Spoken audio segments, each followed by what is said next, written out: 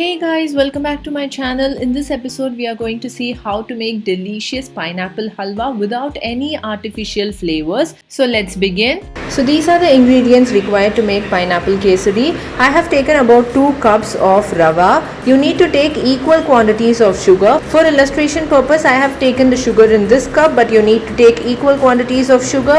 And then I have taken 5 slices of pineapple. The pineapple has to be really sweet so that your kesari turns out to be tasty. I have also chopped 1 slice of pineapple finely. I have also taken a few cashew nuts and raisins for garnishing. And the most important key ingredient of any halwa is ghee. To start with, we are going to puree the pineapple slices in a blender. Make sure your pineapple puree is really smooth with no lumps. You need not add sugar here because the pineapple itself is really sweet. If your pineapple is sour, then do not attempt this halwa. It will not turn out good and you'll end up adding a lot of sugar. So sweet pineapple is always best for any dessert. Now that the puree is ready, let's move on to make the halwa. Add 2 teaspoons of cow ghee to a pan. When the ghee turns hot, add the cashew nuts and raisins and roast it until it becomes golden brown and remove it from the pan. Keep it aside, we will be using this later for garnishing.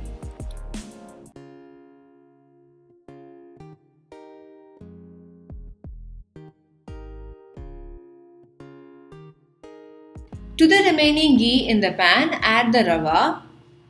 The rava has to be roasted on low flame until it gives out a very good aroma.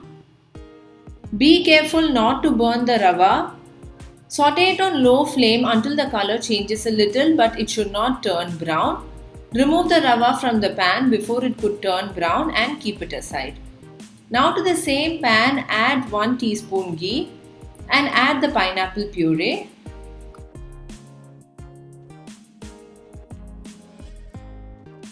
Along with this, add the finely chopped pineapple pieces. This gives a very nice texture to our pineapple halwa. Now give this a good mix, cover the pan and allow it to cook for 10 to 15 minutes until the puree and the pieces are well cooked. If it turns thick too quickly, you can add a few tablespoons of water and continue to cook. Once the puree is well cooked, let's add the water for the rava. For 2 cups of rava, you need to add 4 cups of water. So I am adding 4 cups here and then bringing it to a boil.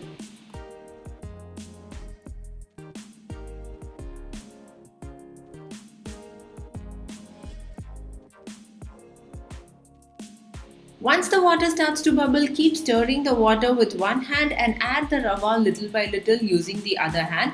You need to keep stirring fast, otherwise your rava will form lumps. Now I have added all the rava into the water and I am stirring continuously. At this stage, small lumps may form, but it will get dissolved after some time. The rava will eventually absorb all the water and will start to thicken. At this stage, we need to add the sugar. As I already mentioned, you need to add equal quantities of sugar, so measure the sugar in the same bowl in which you measure the rava. As you mix the sugar, the rava will loosen up and it will come to the correct halwa consistency. Keep stirring continuously and our halwa is already smooth and there are no lumps present. Now add a pinch of cardamom powder. This is the natural color of the pineapple halwa, but if you want to enhance the color, you can add some saffron strands soaked in warm milk. This gives a very nice sunshine yellow color to your pineapple halwa.